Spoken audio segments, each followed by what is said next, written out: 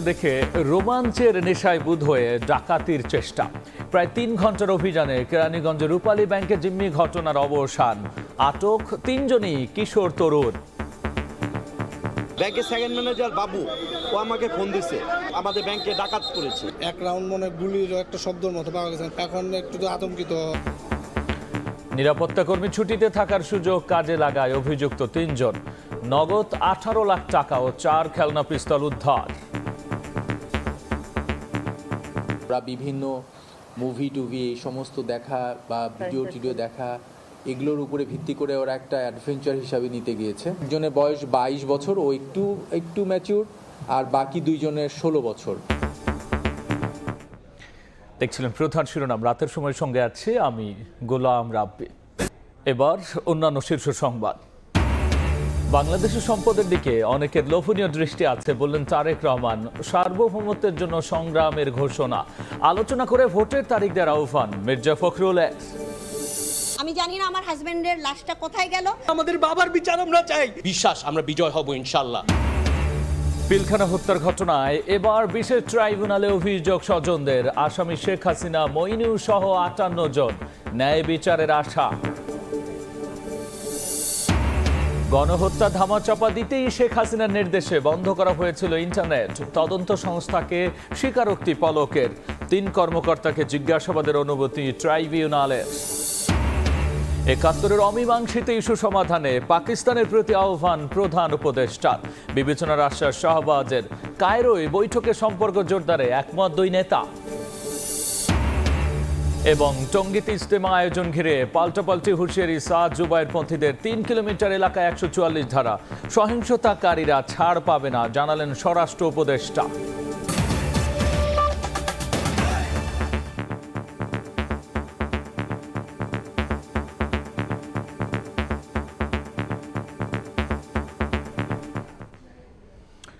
চলচ্চিত্র দেখে রোমাঞ্চের নেশায় বুঁদ হয়ে ডাকাতির চেষ্টা করে ৩ কিশোর তরুণ। প্রায় ৩ ঘন্টা পর কেরানীগঞ্জের রূপালী ব্যাংকের একটি শাখায় জিম্মি ঘটনার হয় অবসান। আটক ৩ জনের কাছ থেকে উদ্ধার করা হয় ১৮ লাখ টাকা ও ৪টি খেলনা পিস্তল। জিম্মি থাকা কর্মকর্তা কর্মচারীদেরও নিরাপদে বের করে আনা হয়। এতে কোনো হতাহতের ঘটনা ঘটেনি। ঘটনাস্থল থেকে বিস্তারিত জানিয়েছেন সহকর্মী হায়দার আলী।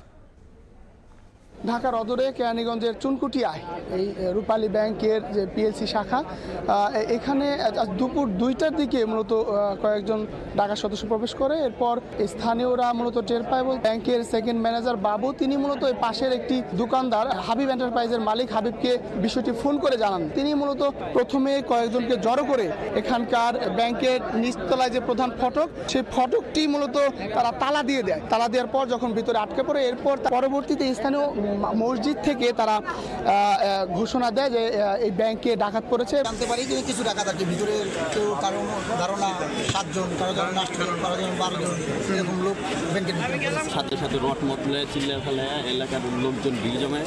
নিচে কেসি গেটা ছিল ব্যাংকের নিচে, ওইটা যে তালা মেরে দিয়েছিল। যথারীতি টাকা পয়সা ঠিক হয়ে গুনে টুনে আমরা ঠিক পেয়েছি। এখন রবিবার থেকে আপনাদের প্রতি আকুল আবেদন থাকবে, আপনারা কোনো ভয়ভীতি পাবেন না।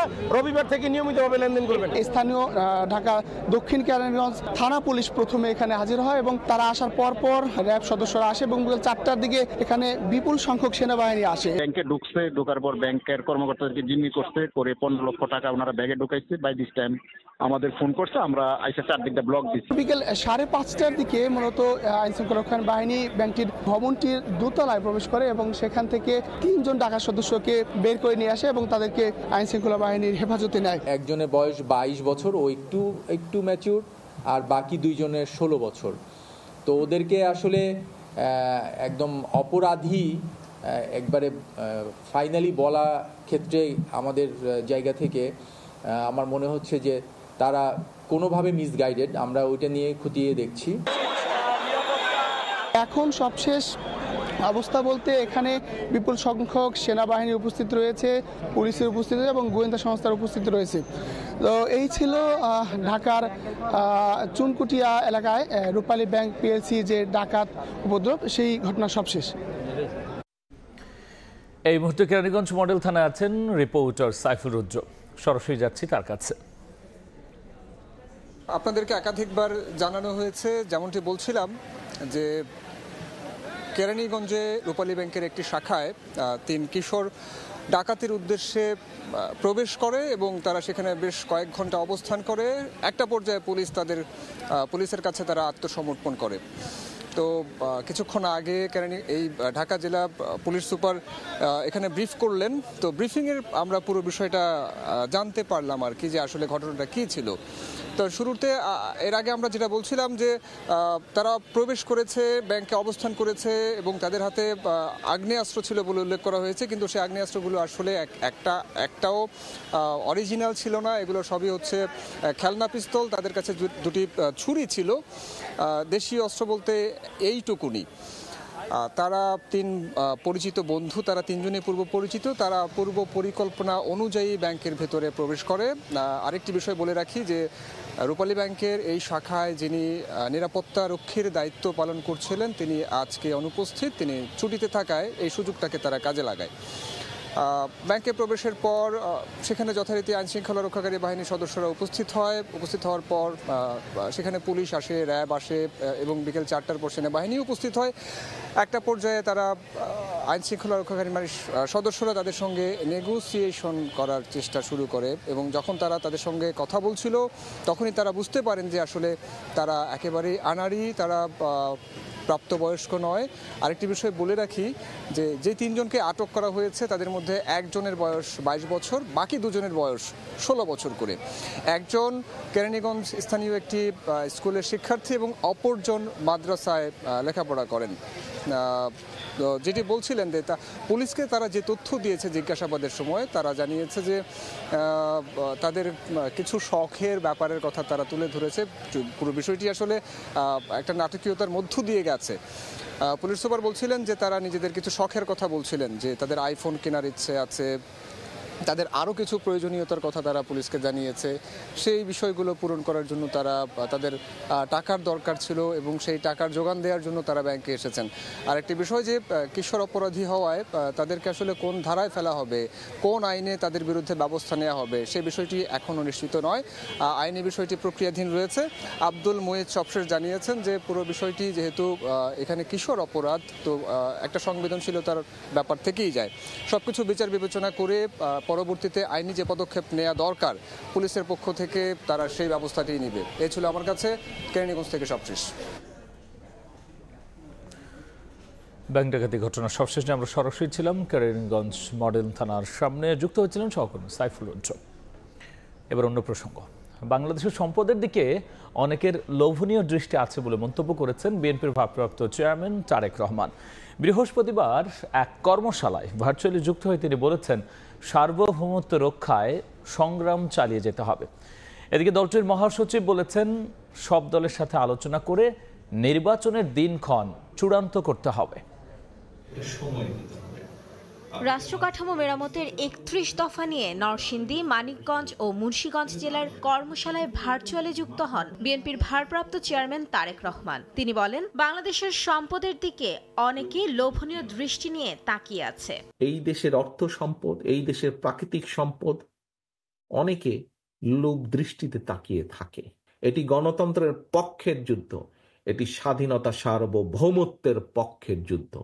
এই যুদ্ধে যদি জয়ী থাকতে হয় অনবরত আমাদেরকে সংগ্রাম চালিয়ে যেতে হবে। এখন সংগ্রাম দেশের স্বাধীনতা রক্ষার সংগ্রাম, সার্বভৌমত্ব রক্ষার সংগ্রাম, একই সাথে দেশ গড়ার সংগ্রাম শুরু হয়েছে। তিনি আরো বলেন, দেশ ও বিএনপির বিরুদ্ধেও ষড়যন্ত্র চলছে।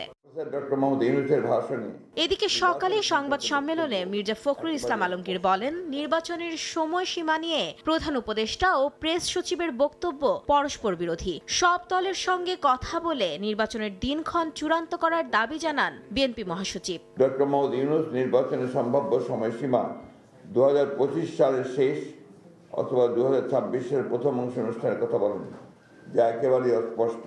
অথচ তার প্রেস সচিব বলেন 2026 সালের জুন মাসের মধ্যে নির্বাচন অনুষ্ঠিত হবে, যা পরস্পর বিরোধী। এই ধরনের পরস্পর বিরোধী বক্তব্য আরও বিভ্রান্তি সৃষ্টি করবে। যেহেতু নির্বাচন কমিশন গঠিত হয়ে গেছে, সেহেতু নির্বাচন অনুষ্ঠানের বিলম্বের প্রয়োজন নেই। ওই সংবাদ সম্মেলনে সংবিধানের ৫ম সংশোধনী আংশিক বাতিল ইস্যুতেও নিজেদের অবস্থান তুলে ধরে বিএনপি। মাননীয় আদালত সংসদের উপরে এই জন্যই ছেড়ে দিয়েছেন যে ওখানে কিছু রাজনৈতিক সিদ্ধান্তের বিষয় আছে বলে আদালত হয়তো মনে করেছেন। নির্বাচন নিয়ে কোনো বিভ্রান্তি চায় না রাজনৈতিক দলগুলো, এমন মন্তব্য করেন দলটির নেতারা। নির্বাচিত সংসদের মাইমুনা হায়দার চৌধুরী, সময় সংবাদ, ঢাকা। নির্বাচন উৎসব মুখর করতে কোনো দলকে বাধা দেবে না ইসি। দুপুরে রংপুরে নির্বাচন ব্যবস্থার সংস্কার নিয়ে মতবিনিময় সভায় কথা বলেছেন কমিশনের প্রধান বদিউল আলম মজুমদার। ৩১ ডিসেম্বরের মধ্যে প্রধান উপদেষ্টার কাছে সংস্কার প্রস্তাব দেওয়া হবে বলেও এ সময় জানিয়েছেন তিনি। নির্বাচনে অংশ নিতে পারবে, তাদেরকে কি সুযোগ দেওয়া হবে কিনা?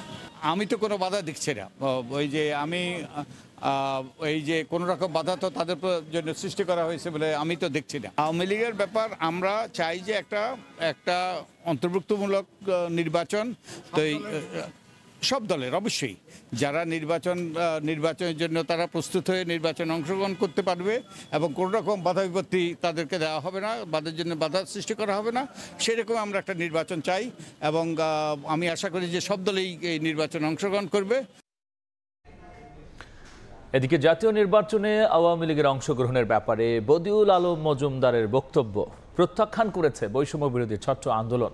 সংগঠনের মুখপাত্র উমামা ফাতেমা স্বাক্ষরিত বিজ্ঞপ্তিতে দলটির রাজনৈতিক কর্মকাণ্ডে অংশগ্রহণ বন্ধেরও আহ্বান জানানো হয়।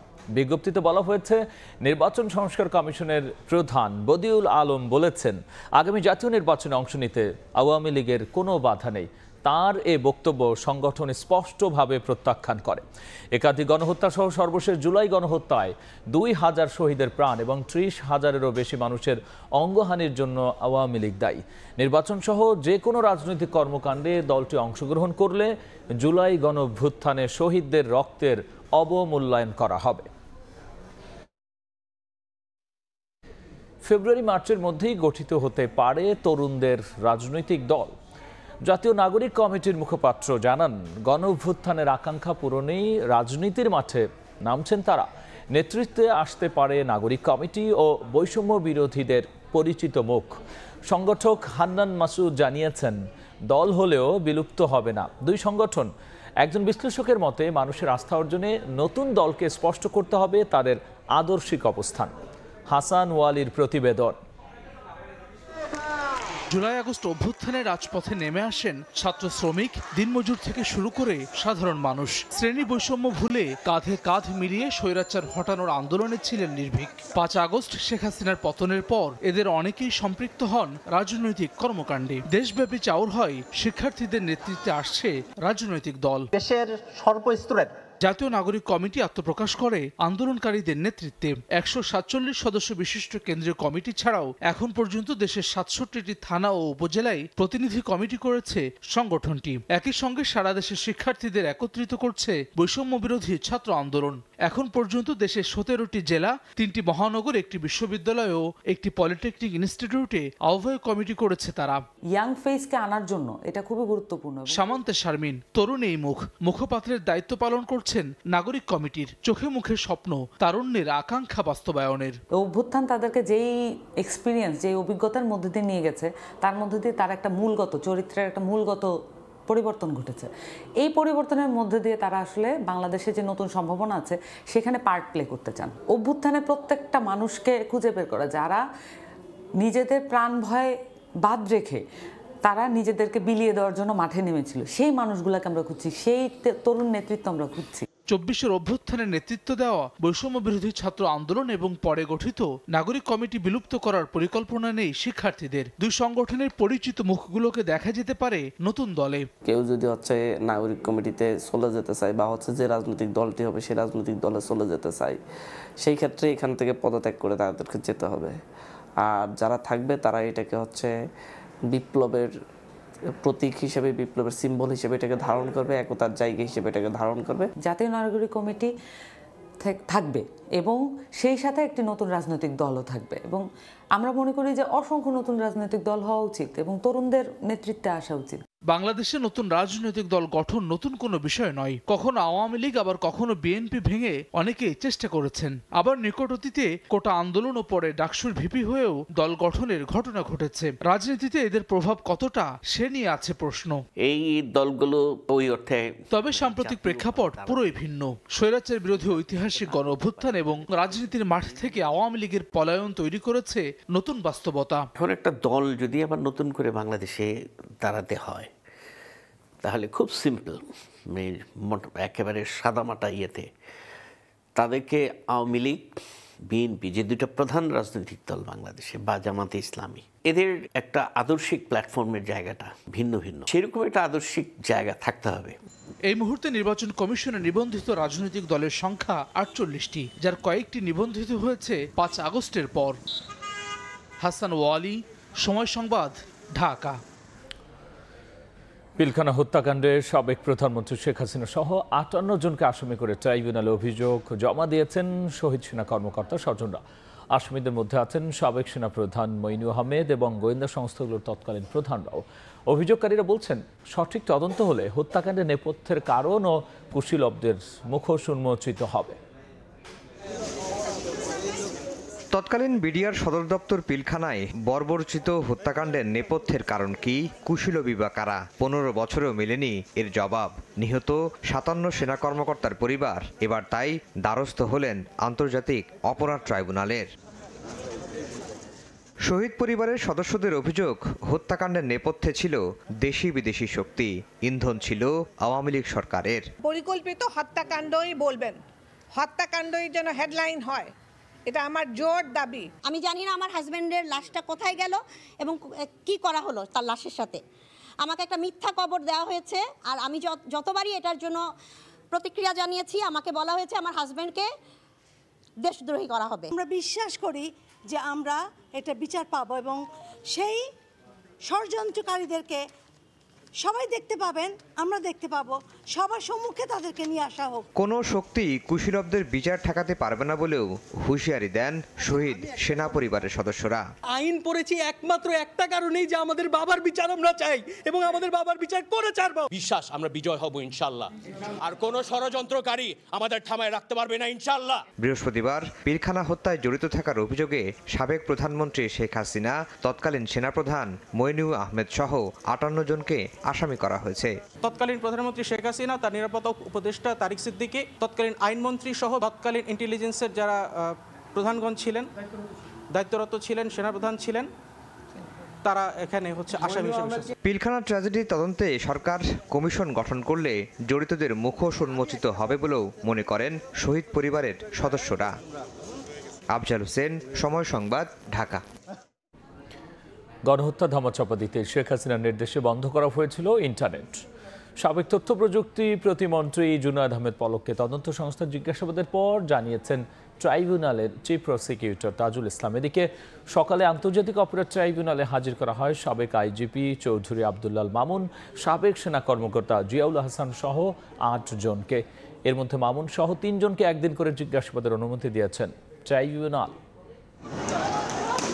16 জুলাই থেকে 5 আগস্ট ছাত্র জনতার আন্দোলনে নির্বিচারে গুলি ছোড়ে আইন শৃঙ্খলা রক্ষা বাহিনী। আন্দোলনকারীদের দমাতে মাঠে ছিল আওয়ামী লীগ, ছাত্রলীগের ক্যাডাররা। ঠিক তখন হুটহাট করে চলে যেত ইন্টারনেট।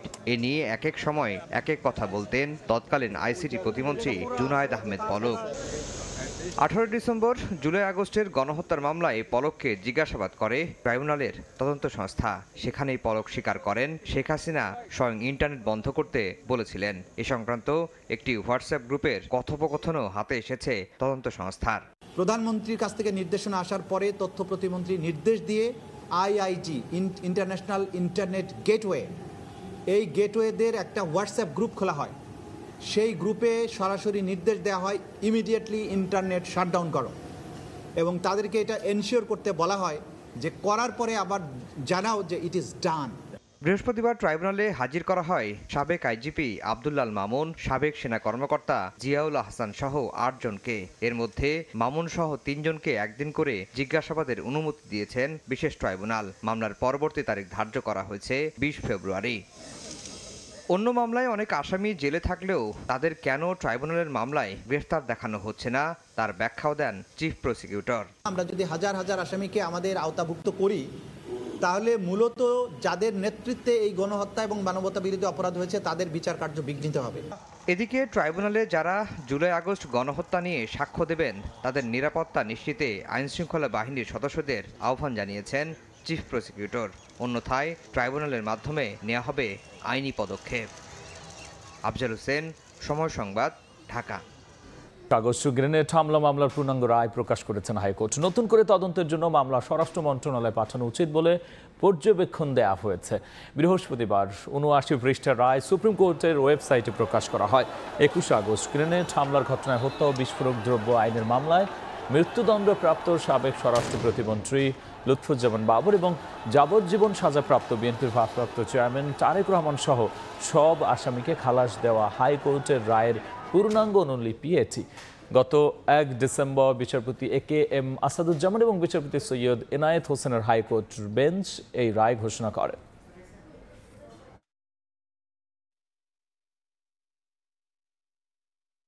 একাত্তরের অমীমাংসিত ইস্যু সমাধানে পাকিস্তানের প্রতি আহ্বান জানিয়েছেন প্রধান উপদেষ্টা ডক্টর মোহাম্মদ ইউনূস। মিশরের কায়রোয় D8 সম্মেলনের ফাঁকে শাহবাজ শরীফের সঙ্গে বৈঠকে এই আহ্বান জানান প্রধান উপদেষ্টা। বিষয়টি বিবেচনার আশ্বাস দেন পাকিস্তানের প্রধানমন্ত্রী। দুই দেশের সম্পর্ক জোরদারে একমত হয়েছেন এই দুই নেতা। পরে D8 এর উদ্বোধনী আসরে বক্তব্য দিয়েছেন ডক্টর ইউনূস। উন্নয়নশীল ৮ দেশের জোট D8 এর শীর্ষ সম্মেলনে যোগ দিতে বৃহস্পতিবার দুপুরে মিশরের প্রেসিডেন্সিয়াল প্যালেসে যান প্রধান উপদেষ্টা ডক্টর মোহাম্মদ ইউনূস।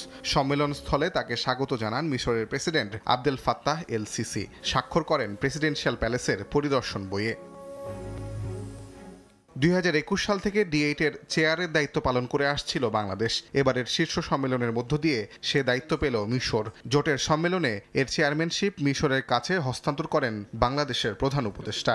বলেন, আগামীর অর্থনীতিতে তরুণদের নিয়ে নতুন করে ভাবতে হবে। In times of changing world of work, we need to rediscover and reposition learning regarding youth and work for redesigning the economy of tomorrow. এর আগে দিনের শুরুতে সম্মেলনের ফাঁকে পাকিস্তানের প্রধানমন্ত্রী শাহবাজ শরীফের সঙ্গে বৈঠক করেন প্রধান উপদেষ্টা। এ সময় দুই দেশের বাণিজ্যিক ও দ্বিপাক্ষিক সম্পর্ক জোরদার করতে একমত হন দুই নেতা। চিনি শিল্প এবং ডেঙ্গু ব্যবস্থাপনার মতো নতুন ক্ষেত্রে সহযোগিতা প্রসারের ইচ্ছা প্রকাশ করেন তারা। পাশাপাশি দুই দেশের সম্পর্ক এগিয়ে নিতে একাত্তরের অমীমাংসিত সমস্যাগুলো মীমাংসা করতে পাকিস্তানের প্রতি আহ্বান জানান প্রধান উপদেষ্টা। পাকিস্তানের প্রধানমন্ত্রী বলেন, ১৯৭৪ সালের বাংলাদেশ, পাকিস্তান এবং ভারতের ত্রিপক্ষীয় চুক্তিতে বিষয়গুলো মীমাংসা হয়েছে, কিন্তু যদি অন্যান্য অমীমাংসিত সমস্যা থাকে তবে সেগুলো বিবেচনা করবেন তিনি। সার্ক পুনরুজ্জীবনের বিষয়েও আলোচনা করেন দুই দেশের সরকার প্রধান। এদিকে বাংলাদেশের সঙ্গে কৌশলগত সম্পর্ক করতে পাকিস্তান আগ্রহী বলে জানিয়েছে প্রধান উপদেষ্টার প্রেস উইং। তাজওয়ার মাহমিদ, সময় সংবাদ। ইজতেমাকে কেন্দ্র করে তাবলিগ জামাতের দুপক্ষের মধ্যে বিরাজ করছে চরম উত্তেজনা। দুপুরে সংবাদ সম্মেলন করে তাবলিগ জামাতের জুবায়েরপন্থীরা হুঁশিয়ারি দিয়ে বলেছেন, সাতপন্থীরা ইজতেমা করতে চাইলে কঠোরভাবে প্রতিহত করা হবে। অপরদিকে সাতপন্থীরা সংবাদ সম্মেলন করে জুবায়েরপন্থীদের প্রোপাগান্ডা ছড়ানোর অভিযোগ তুলেছেন। তবে ইজতেমাকে কেন্দ্র করে কোনো সহিংসতাকে ছাড় না দেওয়ার ঘোষণা দিয়েছে পুলিশ। বিশ্ব ইজতেমাকে কেন্দ্র করে সংঘর্ষে একাধিক প্রাণহানির পর বুধবারও সারা দেশে বিভিন্ন স্থানে বিক্ষোভ করেছে সাদ ও জুবায়েরপন্থী মুসল্লিরা। ঢাকা চট্টগ্রাম মহাসড়কের কুমিল্লার আলেখারচর এলাকায় অবরোধ করে বিক্ষোভ করে জুবায়েরপন্থীরা। পরে তারা বিক্ষোভ মিছিল নিয়ে জেলা প্রশাসকের কার্যালয়ে যান। টঙ্গী ইজতেমা ময়দানে হামলা ও হত্যার ঘটনায় দোষীদের বিচার দাবিতে জেলা প্রশাসকের কাছে স্মারকলিপি দেন তারা। একই দাবিতে নেত্রকোনা ঠাকুরগাঁয়েও বিক্ষোভ করেন তাবলিগ জামাতের অনুসারীরা। বৃহস্পতিবার রাজধানীর একটি হোটেলে সংবাদ সম্মেলনে জুবায়েরপন্থীরা জানান, গতকালের সংঘর্ষে তাদের ৩ জন সাথী মারা গেছেন। এই ঘটনায় হত্যা মামলা করা হবে বলে জানানো হয়। রাষ্ট্রীয় সিদ্ধান্তকে যারা বারবার বৃদ্ধাঙ্গুলি দেখায়, প্রশাসনের সিদ্ধান্তকে যারা বারবার অবমাননা করছে, তারা কিভাবে ইজতেমা করবে? ইজতেমা তো ইনশাল্লাহ হবে, এবং ইনশাল্লাহ ইজতেমা আমাদেরই হবে জানুয়ারি ৩১, ফেব্রুয়ারি ১-২ ইনশাআল্লাহ। এদিকে বিকেলে মিরপুরের একটি রেস্টুরেন্টে সংবাদ সম্মেলন করে হামলার ঘটনায় বিচার বিভাগীয় তদন্ত করে বিচার নিশ্চিতের দাবি জানান মাওলানা সাদপন্থীরা। তাবলিগ জামাতের অভ্যন্তরীণ বিষয়ে রাজনৈতিক হস্তক্ষেপ ও মাদ্রাসার ছাত্রদের ব্যবহার করে সংঘাত সৃষ্টি করা হচ্ছে। মামুনুল হক ও তার অনুসারীরা মিথ্যা অপপ্রচার ও হুমকি দিয়ে তাবলীগের শান্তিপূর্ণ পরিবেশ নষ্ট করছেন। ইজতেমা মাঠকে কেন্দ্র করে উদ্ভূত পরিস্থিতি নিয়ন্ত্রণে কড়া নিরাপত্তা ব্যবস্থা নিয়েছে ঢাকা মহানগর পুলিশ। মোতায়েন করা হয়েছে অতিরিক্ত ফোর্স। আব্দুল্লাহপুর, কামারপাড়া, উত্তরা সেক্টর 10, তুরাগ নদের দক্ষিণ পশ্চিম অঞ্চলে ইতিমধ্যে যে কোনো প্রকার সভা সমাবেশ, মিছিল, গণজমায়েত, বিক্ষোভ বা শোভাযাত্রা নিষিদ্ধ করা হয়েছে এবং এখানে যে কেউ যদি কোনো রকম আইন শৃঙ্খলা পরিস্থিতি বিনষ্ট করার চেষ্টা করে তবে ডিএমপি কঠোর হস্তে সেটা দমন করবে। জনসাধারণের প্রবেশে নিষেধাজ্ঞা জারির পর টঙ্গীর ইজতেমা ময়দানের নিয়ন্ত্রণ নিয়েছেন আইন শৃঙ্খলা রক্ষা বাহিনীর সদস্যরা। পরবর্তী নির্দেশ না দেওয়া পর্যন্ত ইজতেমা ময়দান সহ আশপাশের 3 কিলোমিটার এলাকায় 144 ধারা জারি রয়েছে। সাদিকুর রহমান, সময় সংবাদ, ঢাকা। রাতের সময় আরও থাকছে। অবসান হলো অপেক্ষার। বাংলাদেশের হয়ে খেলার অনুমতি পেয়েছেন হামজা দেওয়ান চৌধুরী। লাল সবুজের হয়ে মাঠে নামতে মুখিয়ে আছেন লেস্টার তারকা। নির্বাচন কমিশনে জাতীয় পরিচয়পত্র সেবায় ঘুষ লেনদেনের বিশাল নেটওয়ার্কের প্রমাণ পেয়েছে দুদক। বৃহস্পতিবার ইসিতে অভিযানে এসে 2 দালালকে আটক করে দুদকের ভ্রাম্যমাণ আদালত। নির্বাচন কমিশনে অভিযান চালাবে দুদক, এমন বার্তা অভিযানে আসার 1 ঘন্টা আগেই নির্বাচন কমিশনে পৌঁছে দেয় দুদক। আগেভাগেই অভিযানের বার্তা জেনে যাওয়ায় নড়ে চড়ে বসেন নির্বাচন কমিশনের কর্মকর্তা কর্মচারীরা। ঘণ্টাখানেক পরই নির্বাচন প্রশিক্ষণ ইনস্টিটিউটের সামনে অভিযান চালিয়ে 2 দালালকে আটক করে প্রতিষ্ঠানটি। পরে নির্বাচন ভবনে অভিযানে আসে দুদকের 4 সদস্যের একটি প্রতিনিধি দল। জাতীয় পরিচয়পত্র অনুবিভাগের মহাপরিচালকের দফতরে অভিযানের নানা বিষয় তুলে ধরে দুদক। এনআইডি সংক্রান্ত সেবায় ঘুষ লেনদেনের বিশাল নেটওয়ার্কের প্রমাণ পেয়েছে দুদক বলেও গণমাধ্যমকে। চারপাশে আমরা একটু গতিবিধি পর্যবেক্ষণ করছিলাম ছদ্মবেশে সেবা গ্রহীতা সেজে। যে অভিযোগ আছে অভিযোগের সাথে দেখা যায় সত্যতা পাওয়া যায় আর কি। বিষয়ে কিছু লেনদেনের অভিযোগ আছে, সেগুলো আমরা এখন যাচাই বাছাই করব, পরবর্তীতে আমরা প্রতিবেদন দাখিল করব। পরে এনআইডির মহাপরিচালক জানান, এনআইডি সংশোধনে দুর্নীতি বন্ধে আগামী 3 মাসের মধ্যে সংশোধনযোগ্য সকল এনআইডির আবেদন নিষ্পত্তি করা হবে। আমরা যদি এই আবেদনগুলো নিষ্পত্তি করতে পারি তাহলে আমরা একটা দিক থেকে কিছু মানুষ প্রতিকার তো পাবেনই, পাশাপাশি এই দুর্নীতির সুযোগটাও কমে আসবে। আর যারা জড়িত তাদেরকে আপনার আইডেন্টিফাই করে তাদের বিরুদ্ধে আমাদের সরকারি নিয়ম অনুযায়ী এবং রাষ্ট্রীয় যে সমস্ত আইন কানুন আছে সেই অনুযায়ী যা যা করার আমরা তা করব। এনআইডি সেবায় ঘুষ লেনদেন গণমাধ্যমের এমন সংবাদের ভিত্তিতে ইসিতে অভিযানের সিদ্ধান্ত নেয় দুদক। কাউসারা চৌধুরী কুমু, সময় সংবাদ, ঢাকা। এবার বাণিজ্যের খবর।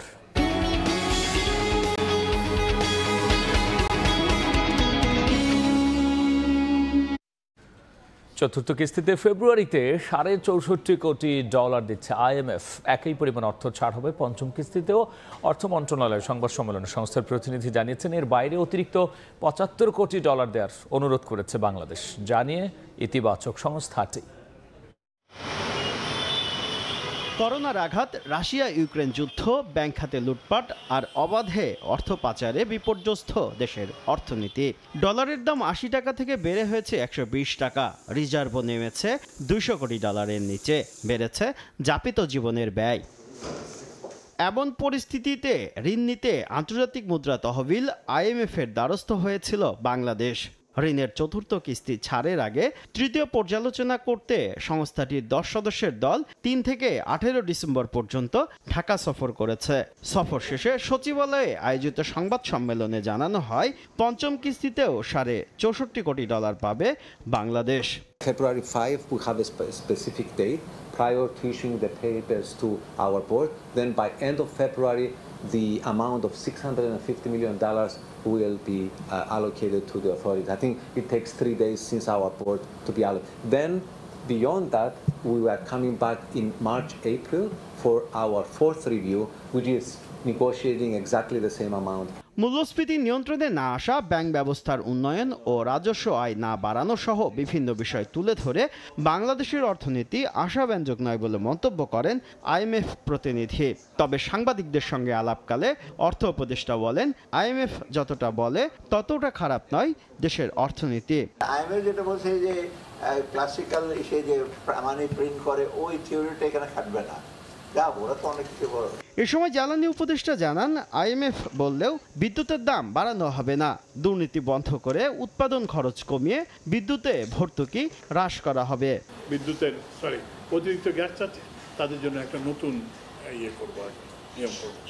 শুভ খান, সময় সংবাদ, ঢাকা। ফেসবুক গ্রুপের মাধ্যমে চলছে রেলের টিকিটের কালোবাজারি। রেলওয়ে পুলিশের অভিযানে আটক 2 সদস্যের জবানবন্দিতে উঠে এসেছে এমন তথ্য প্রেস ব্রিফিংয়ে পুলিশ জানিয়েছে। চক্রের সদস্যরা একাধিক অ্যাকাউন্ট থেকে টিকিট কিনে পরে সেগুলো ফেসবুক গ্রুপে বিক্রি করে। শতভাগ অনলাইন ভিত্তিক হওয়ার পরেও কালোবাজারি থামেনি রেল টিকেটের। ফেসবুক গ্রুপের মাধ্যমে ভিন্ন ভিন্ন জাতীয় পরিচয়পত্র ও মুঠোফোন নাম্বার ব্যবহার করে একটি চক্র চালিয়ে যাচ্ছে টিকিট কালোবাজারি। রেল পুলিশের তদন্তে উঠে এসেছে একাধিক ফেসবুক গ্রুপ, যেখানে বেশি দামে টিকিট বিক্রি করে কালোবাজারিরা। জড়িত 2 জনকে আটকের পর বৃহস্পতিবার এক প্রেস ব্রিফিংয়ে কালোবাজারির প্রক্রিয়া সম্পর্কে জানালেন রেলওয়ে পুলিশের এই কর্মকর্তা। এনআইডি দিয়ে মোবাইল নাম্বার দিয়ে অ্যাপসটা খুলেছে এবং তাদের গ্রুপে বিভিন্ন সদস্য আছে এবং তারা সকাল 8টা থেকেই তারা চেষ্টা করে টিকিট কাটার জন্য, এবং টিকিটটা কেটে যদি টিকিটটা কাটতে পারে তাদের যে অ্যাডমিন আছে বা দলনেতা আছে তাদের কাছে পাঠিয়ে দেন, এবং এই দলনেতা যারা আছে তারা বিভিন্ন ফেসবুক গ্রুপ খুলে ওই ফেসবুক গ্রুপে অ্যাড দেয় যে ঢাকা, চট্টগ্রাম, ঢাকা সিলেটে কারো কোনো টিকিট লাগবে কিনা। তখন আগ্রহী ক্রেতা এবং গ্রাহক যারা তারা নক দিলে তাদের মধ্যে তারা হোয়াটসঅ্যাপে বা ইমোতে কথাবার্তা বলে, এবং তাদের মধ্যে যদি দর কষাকষি ঠিক হয় তাহলে ওই ক্রেতার কাছ থেকে তারা বিকাশ, নগদ অথবা রকেট মোবাইল ব্যাংকের মধ্যে টাকাটা পায়। টাকাটা পেলে পরে তারা এই যে টিকিটের একটা PDF কপি হোয়াটসঅ্যাপে পাঠিয়ে দেয়। পুলিশ জানায় চক্রের সদস্যরা প্রযুক্তিগত দিক থেকে দক্ষ এবং খুবই সংগঠিতভাবে কাজ করে। আটক 2 জনের মুঠোফোন তল্লাশি করে রেলওয়ে সেবা অ্যাপের 30টি অ্যাকাউন্টের খোঁজ পাওয়া গেছে। তার দেহ তল্লাশি করে আমরা তার সাথে 179টি ঢাকা চট্টগ্রাম রুটের বিভিন্ন তারিখের 179টি টিকিট আমরা জব্দ করি, এবং তার সাথে একটি স্মার্ট সেটও জব্দ করি। সরকারি এই গণপরিবহনে কালোবাজারি রোধে টিকিট যার যাত্রা তার এই ব্যবস্থা চালু করতে অধিদপ্তরে সুপারিশ করা হবে বলেও জানান রেলওয়ে পুলিশের এই কর্মকর্তা। আমরা এই ঘটনার পর থেকে আমরা লিখিতভাবে তাদেরকে সুপারিশ করব যে এই কাজগুলো যেতে পারে তাদের। শাবাব ওয়াসি, সময় সংবাদ, ঢাকা। দেখুন রাতের সময় অস্ট্রেলিয়ার সীমান্তরক্ষী জাহাজে 2 সপ্তাহ ধরে আটকে থাকা 15 বাংলাদেশিকে উদ্ধার করেছে ইন্দোনেশিয়ার পুলিশ। নিখোঁজ আছেন আরও 26 জন। দেশটির সংবাদ মাধ্যম ABC নিউজ এই তথ্য জানিয়েছে। প্রতিবেদনে বলা হয়েছে স্থানীয় সময় বৃহস্পতিবার ইন্দোনেশিয়ার দক্ষিণাঞ্চলের রোট দ্বীপের একটি সমুদ্র তীরে আটকে পড়াদের দেখতে পান স্থানীয় এক ব্যক্তি। পরে পুলিশে খবর দেন তিনি। দ্রুত তাদের উদ্ধার করে আইন শৃঙ্খলা বাহিনী। উদ্ধারকৃতদের অভিযোগ, মালয়েশিয়া থেকে জাকার্তায় যাওয়ার পর তারা একটি মাছ ধরা ট্রলার ভাড়া করে ইন্দোনেশিয়ার ক্রিসমাস আইল্যান্ডে রওনা দেন। 3 ডিসেম্বর অস্ট্রেলিয়ান কর্তৃপক্ষ তাদের আটক করে, পরে কাঠের নৌকায় করে রোটা দ্বীপে ফেরত পাঠানো হয়। এই ঘটনা এখনো মন্তব্য করেনি অস্ট্রেলিয়ার প্রশাসন। দেখছেন রাতের সময়। অবশেষে কাটল শঙ্কার মেঘ। বাংলাদেশের হয়ে ফুটবল খেলার অনুমতি পেয়েছেন হামজা দেওয়ান চৌধুরী। ফিফার প্লেয়ার স্ট্যাটাস কমিটির ছাড়পত্র পেয়েছেন বাংলাদেশি বংশোদ্ভূত যুক্তরাজ্য প্রবাসী ফুটবলার। আজ থেকে আনুষ্ঠানিকভাবে বাংলাদেশি হামজা দেওয়ান চৌধুরী। বিষয়টি নিশ্চিত করেছে বাংলাদেশ ফুটবল ফেডারেশন। আর নিজের প্রতিক্রিয়ায় উচ্ছ্বাস প্রকাশ করেছেন লেস্টার সিটির এই ফুটবলার। হবে হবে করেও হচ্ছিল না, দীর্ঘদিন ধরেই আটকে ছিল বিষয়টা। উঠে পড়ে লেগেছিল বাংলাদেশ ফুটবল ফেডারেশন, কিন্তু আনুষ্ঠানিক ঘোষণা পেছাচ্ছিল বারবার। হামজাকে কবে লাল সবুজের জার্সিতে দেখা যাবে সেটা নিয়ে অপেক্ষায় ছিলেন সমর্থকরাও।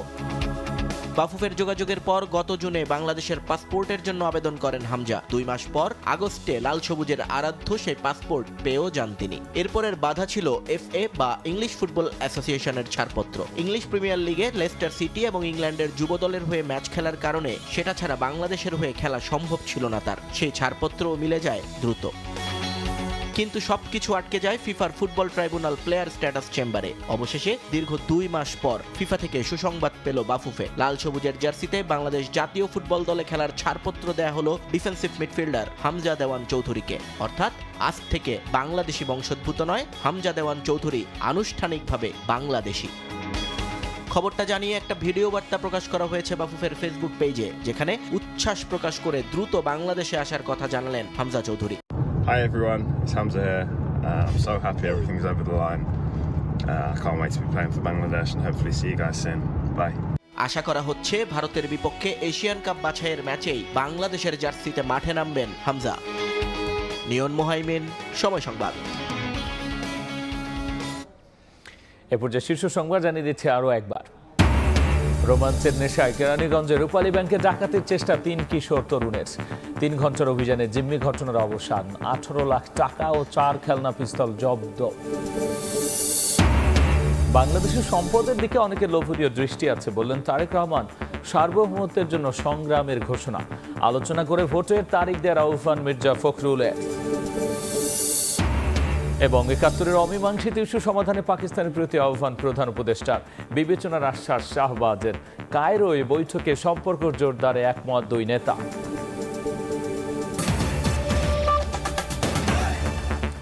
এই ছিল রাতের সময়। সঙ্গেই থাকুন সময়।